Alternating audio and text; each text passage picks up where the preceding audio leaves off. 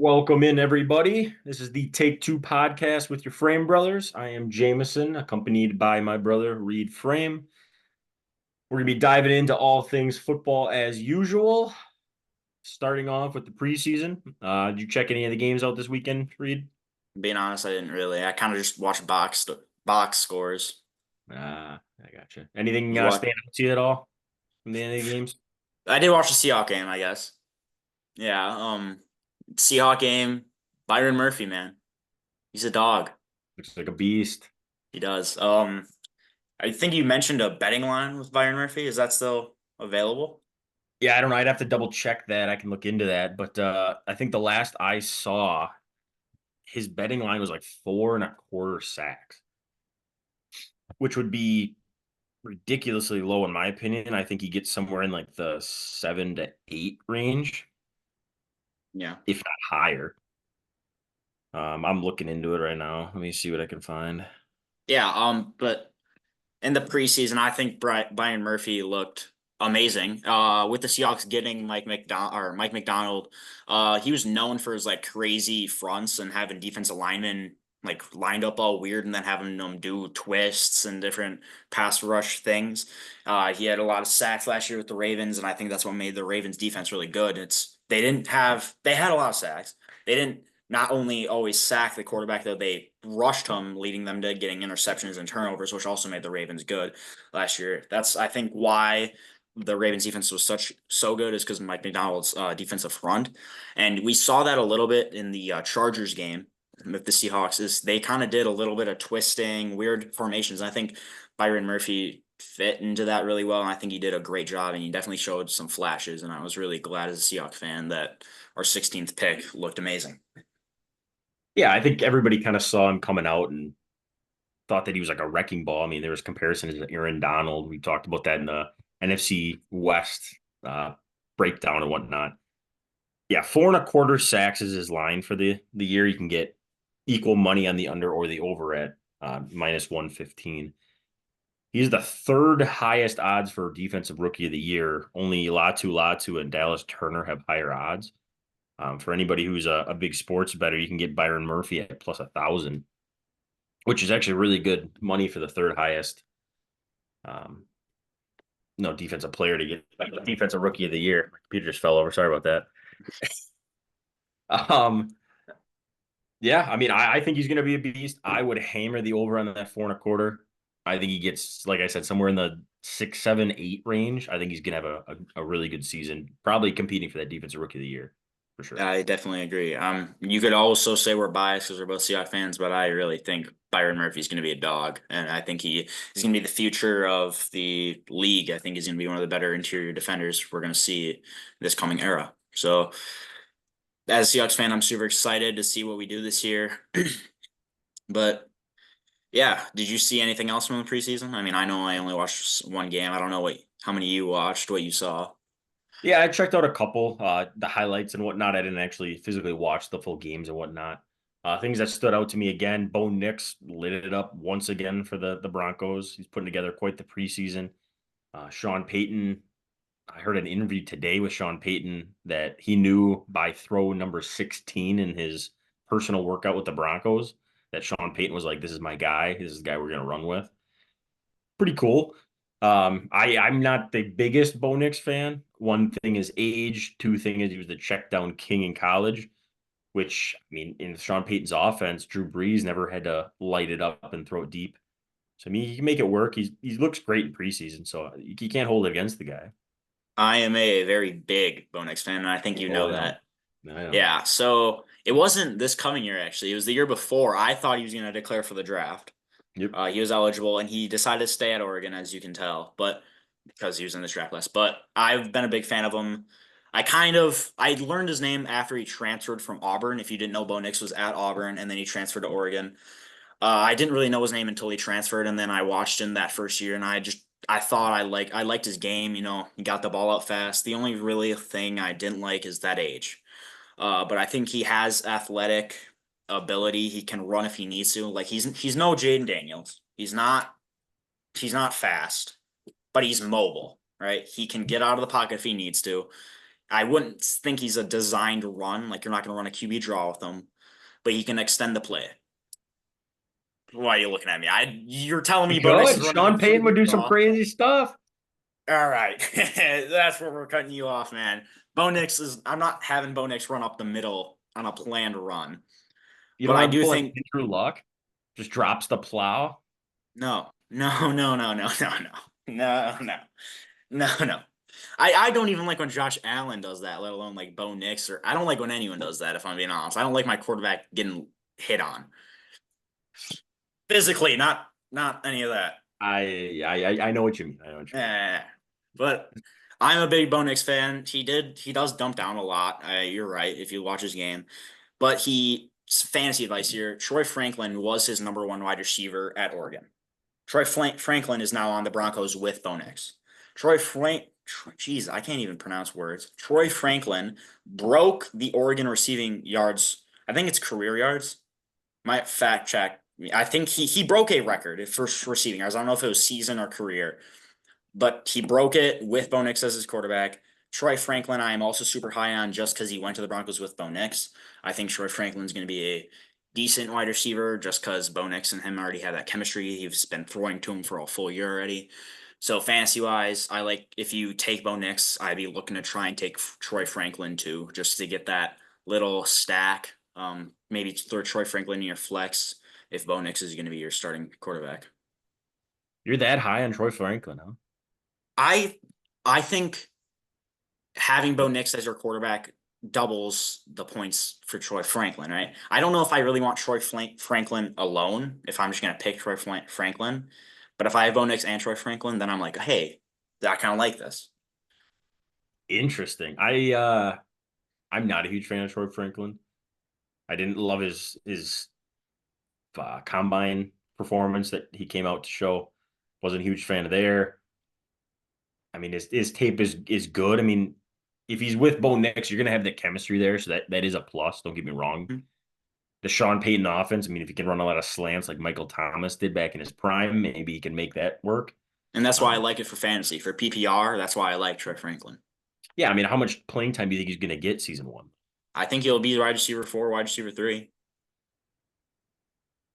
Maybe they got Mims. They got what Sutton. That's it. Don't they have All right. You're telling me Jamison. Patrick? Jamison. Tim Patrick. Yeah, that's good Patrick. pull. Good pull. So your number one receiver is Cortland Sutton, correct? Yep, He's taking outside. he's taking at least 1/3 of the targets percentage. I would bet. Okay, I'll follow along. Go ahead. Where's your number? Who do you think's number two? Number two, Number two. Number two in targets percentage. It can be a tight Greg end or running Dulcich. back. I'm thinking it's either a running back. I'm thinking it's Javonte Williams or Jared or Jalen McLaughlin out of the backfield, or I'm thinking it's Greg Dulcich. Big high mind, Jaleel McLaughlin. Greg Dulcich, yeah. I don't think I don't think Tim Patrick's worth much this year in if that I'm sense. if I'm looking at the Broncos fantasy wise, Cortland Sutton's easily the number one. Number two is where I'm getting iffy. I don't know who's getting the second amount of target shares. I think it's either Greg Dulcich or a running back. Very well could be. Or yeah, I mean, if you're talking just straight percentage wise, yeah, you're probably talking wide receiver two. You think that number two guy is going to be Franklin though, or you think he's going to be like three or four? I think Franklin will be three. I think Tim Patrick will be two. I think Mims goes down to Dolch, four. Dolch has got a tight end has to be higher than one Oh, of the. I thought we were talking just depth chart. My bad. I thought we were talking Oh, depth chart. I got you. No, I think for me personally, I think it's gonna go Sutton, Dolchit. How do you say his name? Dolchit? Dolchich, Dolchich? Dolchich. Can't speak. Then I'm thinking running back out of the backfield three. Okay. Then I think wide receiver three or the slot receiver, and I think wide receiver two is gonna get the least amount of targets. Yeah, I'm just not high on Tim Patrick, so I would agree with that part you're saying. I mean, I can see the logic behind it. I can't fault you there. It's definitely going to be interesting to follow, especially in this offensive scheme, because I think Sean Payton is setting Bo Nix up to succeed with short throws, easy reads. You know, he's not going to put a lot on him right away. He's got that mobility like we talked about. So if he needs to scramble, get a couple of yards with his legs, he's going to do that. I think sneakily Bo Nix might be quarterback two worthy in deeper fantasy leagues. If you're in a Your super super flex, flex. Yeah. yeah, super flex league, maybe a 12-man league, and you got 24 quarterbacks in play any given week.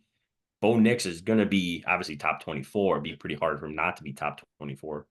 So he could slide in as a low end, maybe a mid even tier quarterback two for you as a sneaky good dump down, high percentage throw kind of guy. So The one thing I don't like about the Broncos offense, if we're just talking in general, is I don't really see anyone there that can stretch the field. I don't see a deep Mims would be threat. the only one. But is Mims like, I wouldn't consider Mims even a decent receiver, if I'm being honest. Mims will probably beat Franklin out for the wide receiver three spot off the rip. I think if in a Sean Payton offense, I think Franklin is better at a Sean Payton offense than Mims is. You can't have three slower receivers on the field all at the same time. You need at least one of them to Sure. stretch the field. Mims is going to be that guy. So if you have Patrick and Sutton on the outsides, you need a guy in the slot that can be a burner that can hit him deep. Troy Franklin is not that guy. No, I completely agree. Troy Franklin is slow. So I think Franklin takes over for Tim Patrick next year. They move him outside. They Hmm. leave Mims or they get a new slot receiver on the inside and they keep Sutton as if they're their deep shot, their jump ball, tall receiver. You know what I mean? I could see that. Um, I guess you're just a little higher on Mims than I am. I see your point where they need someone to stretch the field and their only option is Mims. I think I think Troy's a better player than Mims, right? Just talent wise, I think Troy's better than Mims. I can see where you say just scheme wise they have to start Mims because there's no threat of them going deep. I get that, but talent wise, I think Troy Franklin is the wide receiver three. I disagree, at least early on. He'd have to prove it to me. Mims has at least been in the league. He's stayed on rosters. He's scored touchdowns. He's gotten yards. He's at least produced something in the NFL. Troy Franklin, I think he needs to prove it first before you nominate him over somebody like that. Not to say I'm high on Mims, not to say I love Mims and that he's this great receiver. I think he's good enough to be a wide receiver three on this specific team. I don't know how many teams he'd actually play on, but for in this instance, for Franklin needs to prove something before he's going to be a wide receiver three, especially in this offense. So I can somebody to get look that. Just forward to in next year, probably, in my mhm. opinion. But I don't think he's going to do a whole lot this year. I can get that definitely for like what you're saying. I can agree. I can disagree. I hope Troy Franklin makes the wide receiver three. I like that chemistry between Bo Nix. Again, we keep hyping up these receivers like they're going to be amazing receivers. This is the Broncos after all. I think we had them going like 4-13, right? These guys aren't going to be good. Whoever starts, they're not going to be a good team. It's not like it's going to be a game changing or a team changing decision. This is just more fantasy based. Who's going to get the targets? Who's going to Right. be a guy that's a star talent on a bad team? I think is really what we are talking about. Troy Franklin or Mims. I think Troy Franklin. I can also see this stretching the field. Just whatever Sean Payton. Sean Payton, he's got experience. He knows what he's doing. He's got one of the most underrated quarterbacks that he's coached under his belt. Drew Brees, if you disagree, is one of the most underrated quarterbacks. But I don't know. I don't trust Sean Payton, but we'll see. Troy Franklin and 50. Mims. Yeah. I mean, if he takes quarterbacks and puts them at tight ends, and they lose you fantasy weeks. Taysom Hill. He It's started a not a game at quarterback. quarterback a couple years back, and somebody started him against me in the tight end slot, and I lost because of it. I'm still salty about it. Taysom Hill's a tight end, not a quarterback. I know, but he was starting at quarterback that week for his team, but his Hmm. position in fantasy was tight end. So somebody started two quarterbacks against me, one in their quarterback spot, one in their tight end slot. I got cooked. Sounds dumb. Yeah, well, But like, how do you fix that? I'm not blaming anybody. I was just making You a can't joke and put being a you little can't salty about it. So put Taysom Hill down as a quarterback because then what if he doesn't throw a pass? change it for that 1 week. I don't know. It's a couple of years back. There's no bad blood there. But As you just yeah, said, there was. Broncos are going to be the Broncos. They're several years away from competing for really anything, anyways. That the defense isn't created to win championships. That offense is still kind of figuring itself out. The one thing the Broncos have done is they've gotten themselves in a good position to move forward. They're out of the salary cap hell that they were in. I think after this season, so going into next season, I think they have some money that's freed up from that Russell Wilson contract because they basically ate it all this year. Um, After that, they get their draft picks back. I mean, from the trade for Sean Payton, they had to give up some picks. Plus, with the Russell Wilson trade with the Seahawks, they gave up a lot of picks. Next year, they finally get their picks back and can start reclaiming the value that they've been losing for the past couple seasons. Mhm. So, to Sean Payton's credit, he has weathered the storm and he is now on the right track to build this team back up to where it needs to be. It's still not going to be a great season this year, though, unfortunately for them. Definitely agree. Another fantasy talk with the Broncos. The Broncos, I'm pretty sure, had the 32nd worst rushing defense last year. And Okay. if you look at their free agency, if you look at their draft class, they didn't really do anything to help that. They didn't get very many interior guys. They didn't get really many very linebackers. Fantasy wise, if you have a running back that's facing Denver, I think that they are a must start in your lineup.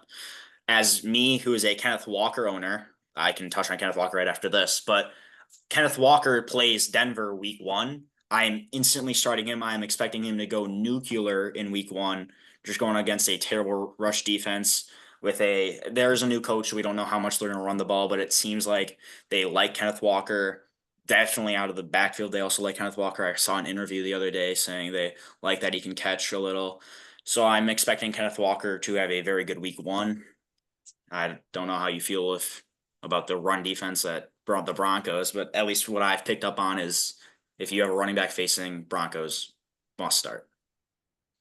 That's a good little tidbit you got there. You were you contemplating not starting Kenneth Walker week one?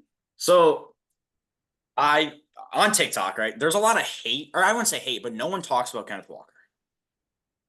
He's top five running back in the NFL for sure. But I don't hear anyone saying that.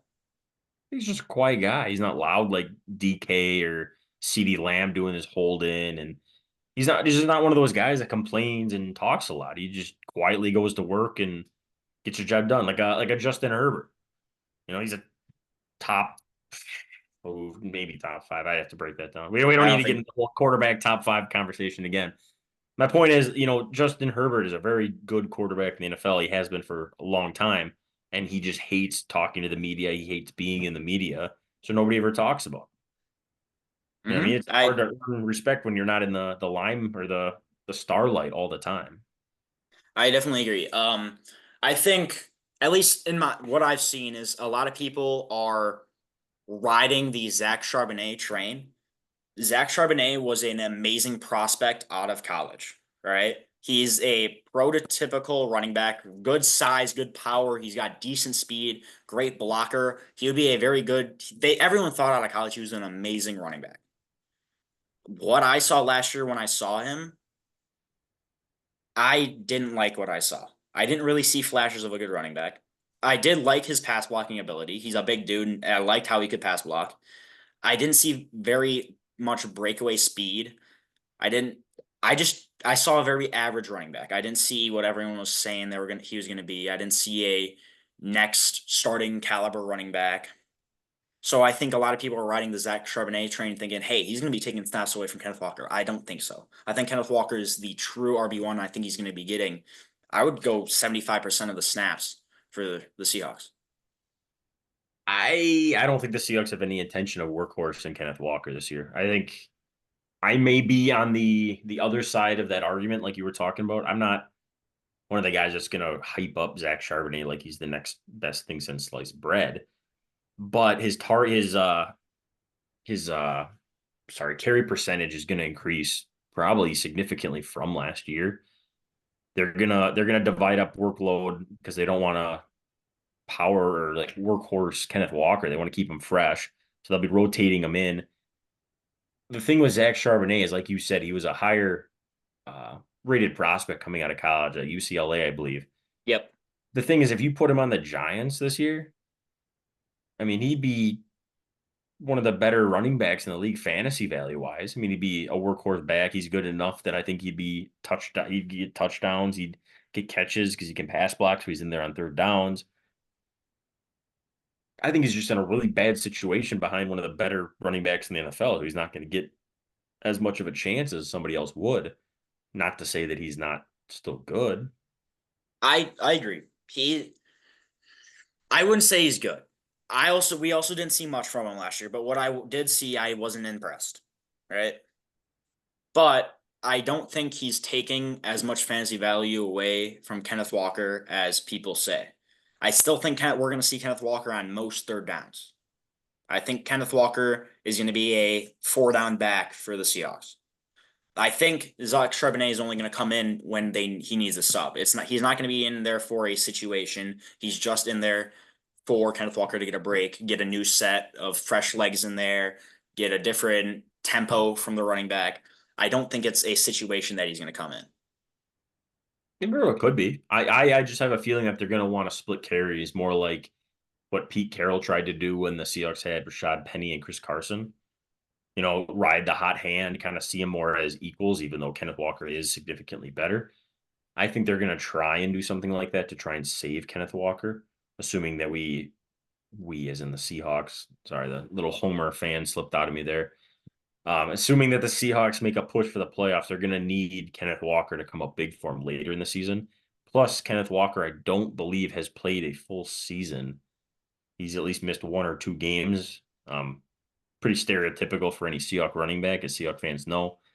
Haven't had a running back that plays a full season since I believe Marshawn Lynch did. I think that's a new thing for all teams, though. It's not just the Seahawks running backs.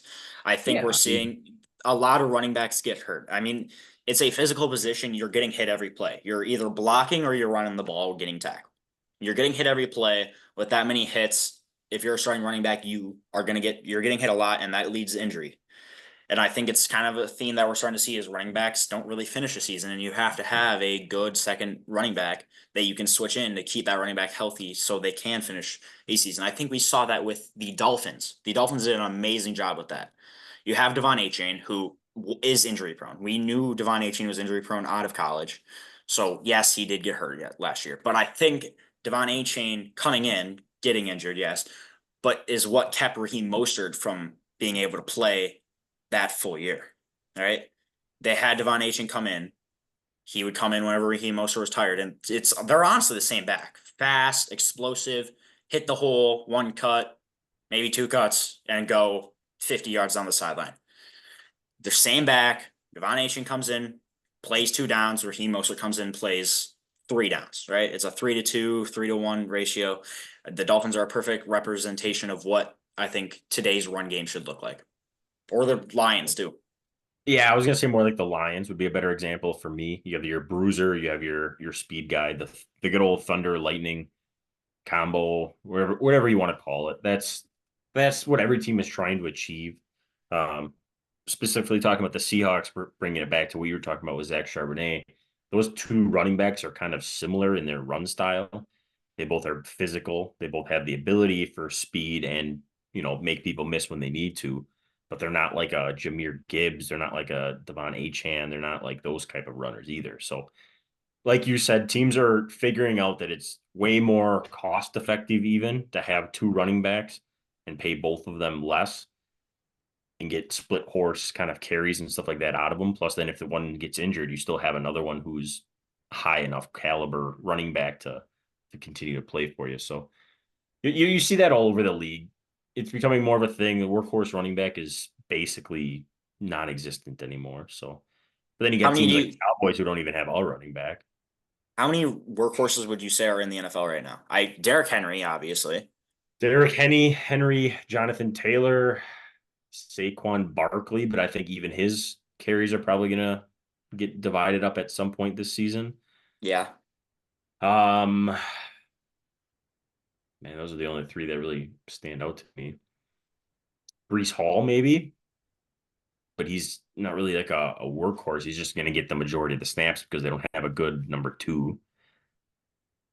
Um, yeah, I'd have to really think. I think. Another workhorse last year, Rashad White was is an extreme workhorse. Last year, He he was getting way he too many was though. I carries. don't think he will be this year. I think there's definitely going to be a cutback, but Yeah. just another example, Rashad White was getting a lot of carries. I think he stayed healthy through the year, though. Correct? Yeah, I think health wise he stayed relatively good. He may have only missed a game or two, maybe one. I don't feel like Yeah, he played every game. I feel like he got an injury like later in the season, mid to late. but Um, Rashad White will definitely not be a workhorse this year. I'm not remembering the name, but they just got a running back in the draft, and I think he was a pretty Bucky tip. Irving. Bucky. I'm a big Bucky. I can't believe I forgot that Bucky Irving. He's a very good caliber running back from Oregon. If you guys didn't know, I'm a big Oregon fan and Clemson fan. But yeah, I think the workhorse back is a dying breed. Derrick Henry is old. Saquon Barkley, I don't think is going to be much of a workhorse this year. Who's the other name you said? Jonathan Taylor. Jonathan Taylor. Is Zach Moss still there in He's in the Indiana? Bengals.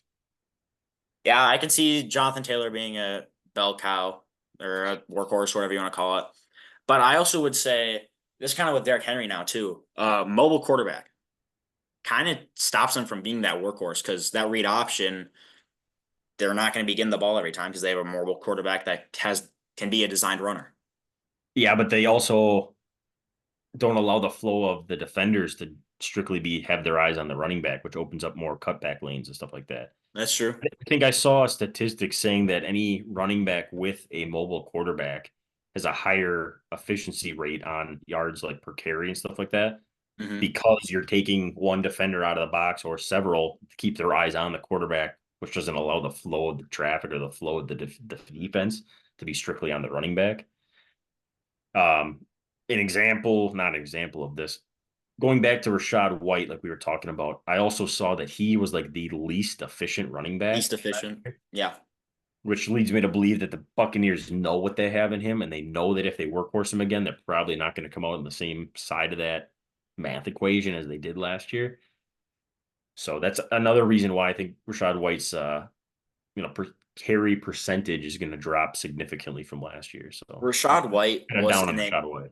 Rashad White was an amazing fantasy running back last year. I think it's going to be extremely decreased this year. Rashad White is, as you said, very inefficient with his carries, and he was given a ton of carries. Yep. Yeah. So I think the only reason he was good is because he was given that many carries. We're going to see him go back in carries. And we're going to see Rashad White's true self, I believe. We're going to see that he isn't efficient. His yards per carry isn't going to be that much. And I honestly think that Bucky Irving is going to, I don't know if I'm going to say better running back, but I feel like they're going to be at the same level by the end of the year. I don't. I think Rashad White is going to be not wide receiver. They're running back one through the season. They're going to split carries. Rashad White is going to be significantly decreased and not score nearly as many fantasy points as he did last year. My advice for any dynasty owner that has Rashad White is try and sell him high for maybe a league mate who doesn't know the statistics on Rashad White and his inefficiency with his carries and just kind of view his last year stats as well. Those will just carry over because Bucky Irving was a later draft pick, something like that. See what you can get for him. Specifically for dynasty owners. For redraft leagues, I would try and avoid him. If he absolutely falls to you in one of the later rounds and he's just kind of hanging there, you could snag him, maybe try and use him as trade bait. I would just avoid picking him though, personally. All right. Let's say you're a Rashad White owner in Okay. fantasy, dynasty league here. What are you accepting? Are you taking a second round pick? Well, how many teams are in the league? Is it a super 12 flex? man, 12 man. We'll go two QBs, kind of like our league. So a super flex is the most common. I'm not going to say Yeah. two starter. So a 12-man super flex league. Two Rashad White running backs, value, is that what you're two saying? wide receivers, two running backs, two wide receivers, super flex and a flex. I would take a second for him. You take a second for Rashad White. I would. Third, Maybe a third and a throw in. I I wouldn't want to give him up for a third and a throw in though. That's I'd rather just keep him. Maybe have hopefully he has a good week sometime early in the season, and then go back to that same guy and say, you know what, he's better than a third. Why don't you throw me a second? Even just trying to boost him from there. Hmm. I mean, you could try and trade him for equal value. You might be able to get maybe like a Zay Flowers 1-for-1 or something like that. You know what I I mean? would say Like, Zay Flowers is better than Rashad White. well, so would I. I'm seeing that somewhere in that value range, maybe a older Terry McLaurin, Terry McLaurin, yeah. something in that range. Well, but I would rather have both those people over Rashad White personally. I definitely would too. Yeah. What about like an Austin Eckler? Would you rather have Austin Eckler or Rashad White? Interesting. I would rather have Rashad White strictly because you know he's going to be the RB1. You You know, don't. going Yeah, I agree. Austin Eckler's a lot of unknown. right. I mean, Austin Eckler is going to get your third down work at in on the Commanders, right? Brian Robinson, not Brian Thomas. Brian Robinson is going to be your early down, first, second down, goal line back, and then Austin Eckler is going to get some work sparingly in those early downs, but also going to get the majority of your receptions and your receiving work on third down. So I like Eckler for that value. I don't know how much I value that. Eckler's another guy I'm avoiding. I'd rather have Brian Robinson in that offense than Austin Eckler. But between Eckler and Rashad White, I'm definitely going Rashad White. I can agree. So I best to say Rashad White for a second is probably the best deal you're gonna take.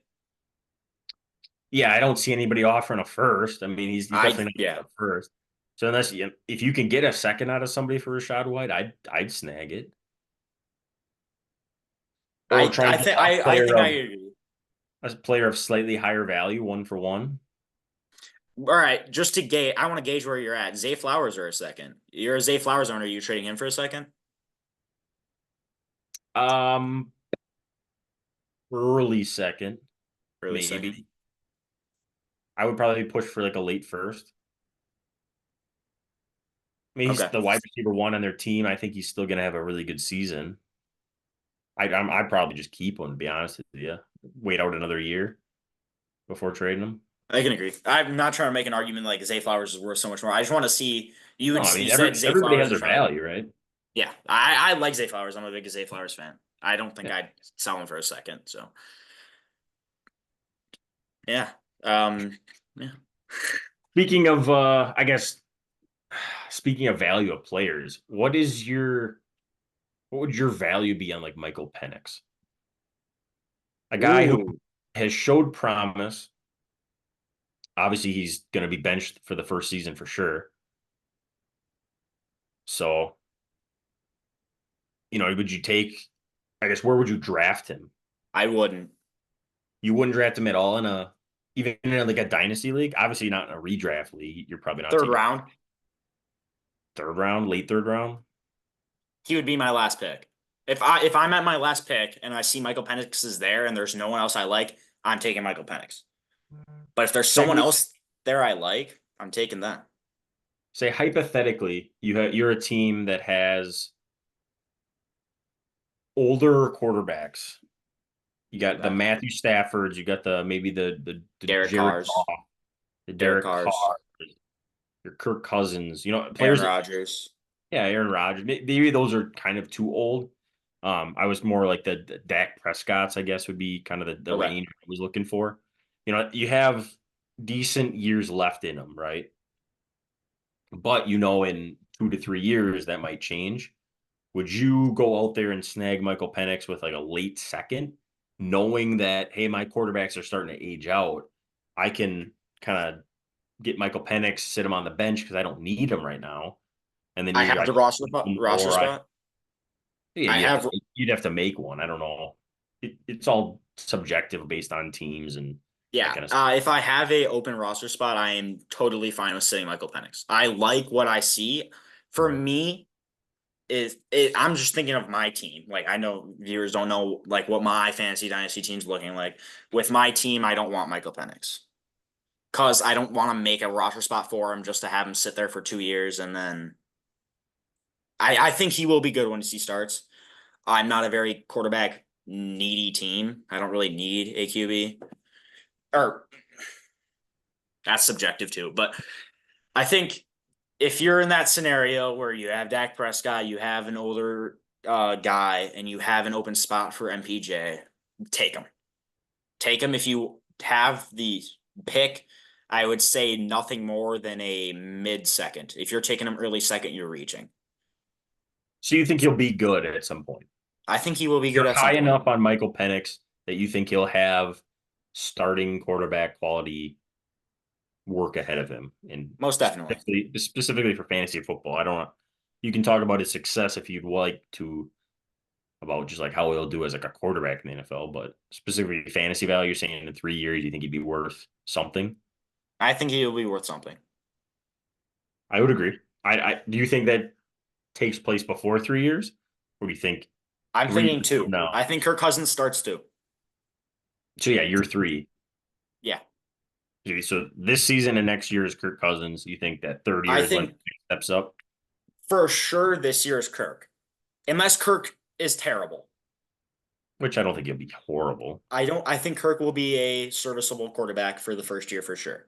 Maybe he'll show flashes that he still has, and maybe he won't. I do like the Falcons offense a lot, so I think Kirk is going to be a very decent, maybe good quarterback in this offense. I like that.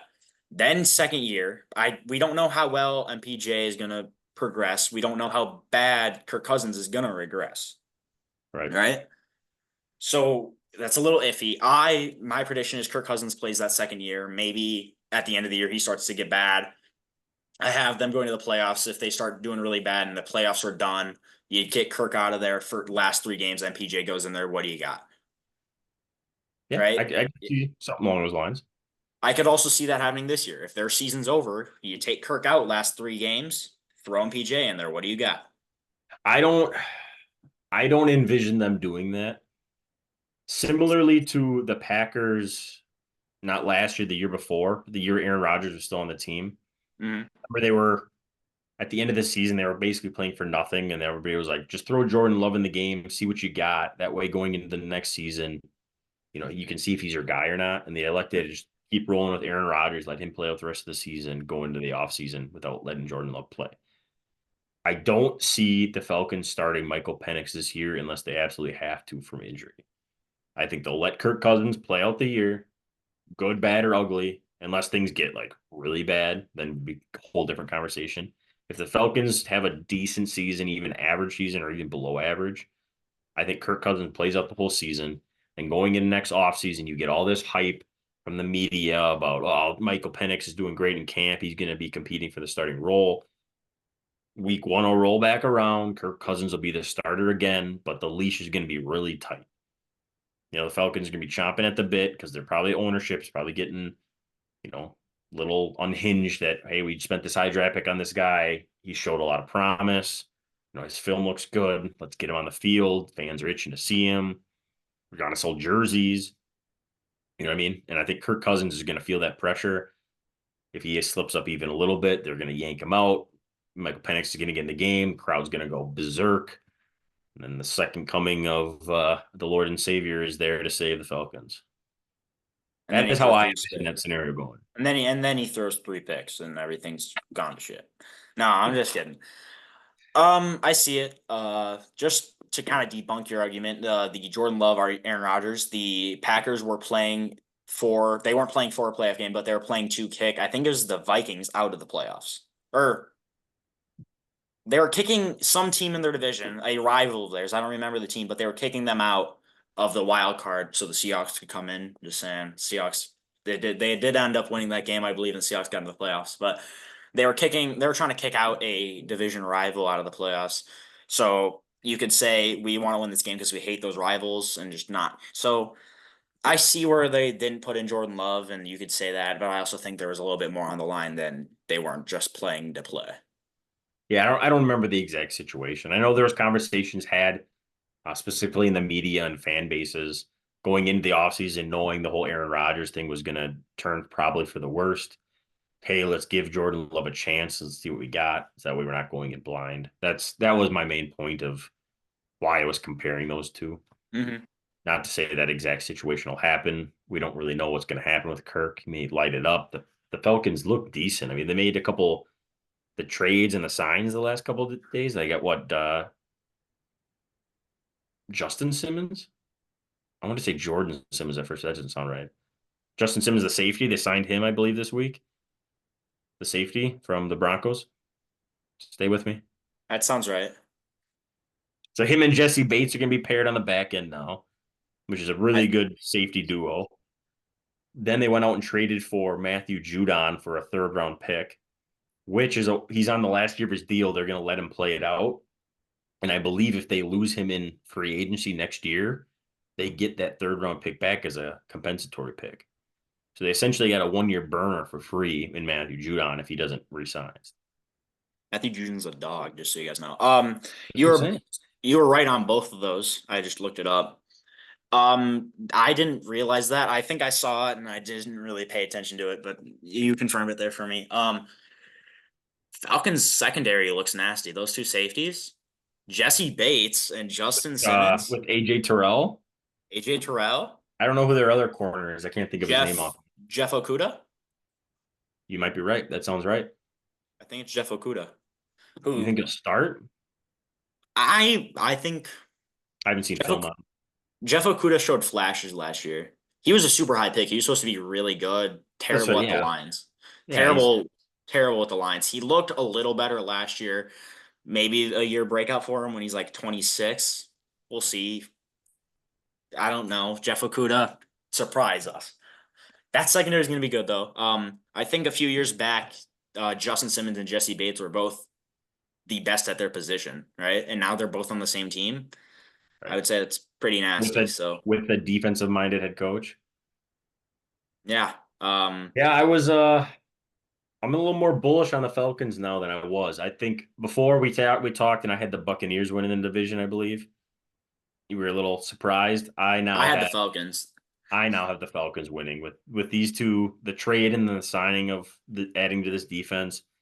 I think the Falcons have increased their defense enough to help them win a couple more games than I originally thought, and I think they take that division. So Kirk Cousins leading them to the promised land. I seeing this, I'm even more higher. I remember I had them going 11-6. I think they win 12 or 13 games now. No way. I That's think so. They have a pretty easy schedule if you take a look. It's a pretty easy schedule. I 11 love or the 12 Falcons games. offense. I love the Falcons offense. Arthur Smith is a terrible offensive coordinator. All right. Agree or disagree? Oh, he is. He's gonna. I mean, look what the Steelers have been doing. They can't score anything in preseason. Yeah. Both quarterbacks. Russ Yeah. looks terrible. Justin Fields looks terrible. I was bullish on Justin Fields. I thought he was going to win over that locker room and be the starting quarterback week one. I don't want either of these quarterbacks starting for me, if I'm being honest. They look Yeah, I terrible. agree. I agree. I completely agree. Yeah, but I'm very high on this Falcons offense now that you get rid of Arthur Smith. I don't know who they brought in at offense coordinator, if I'm being honest with you. I don't know offhand. They bring in a new offense coordinator. I think they'll finally use Kyle Pitts to Kyle Pitts' potential. Hope fingers We don't see. crossed. I've heard that before. I think Bijan is due for a nuclear or not due. I think Bijan is going to have a breakout year and prove that he was supposed to be that high of a draft pick and that he'll show everyone that he's an extremely good running back. I think Drake London is going to get a little bit more love and show that he has good upside. I think he's a good wide receiver. Who's their other wide receiver? Mooney. Darnell Mooney, good slot guy. Yeah, I I think think Rondale Moore is that the other guy. I think he got hurt, didn't he? I have no clue. I'd have to look back. I'm pretty sure because I remember one of them got hurt, and I was like, well, they're the same guy, so it doesn't really hurt him that much. So I Hey, feel like Mooney's the healthy one. I feel like it's Rondale Moore that got hurt. but I was just about to say they are literally both slot merchants. Right. They Absolutely. both only work in the slot. That's what they do. So the over under line is set at 9.5 for the Falcons. I'm taking that. You taking the over on that? I'm taking the over. So you said they were going to win like 12 to 13 games. I think 10 for sure, which is the over. I think they go I think they go 12. My prediction is 12. You can make some decent money betting on that. What's the That's like, it's favored in between 9.5 and 11.5. So they're predicting somewhere either 10 or 11 games that they win. uh yeah. So I mean, you were there with your initial call out of them. Yeah, I secretly don't I know if actually I'm am I'm DraftKings. that high on. I Maybe am. 10 games, maybe. Take a look at their schedule. I think it's a very easy schedule. I'd have to take another look.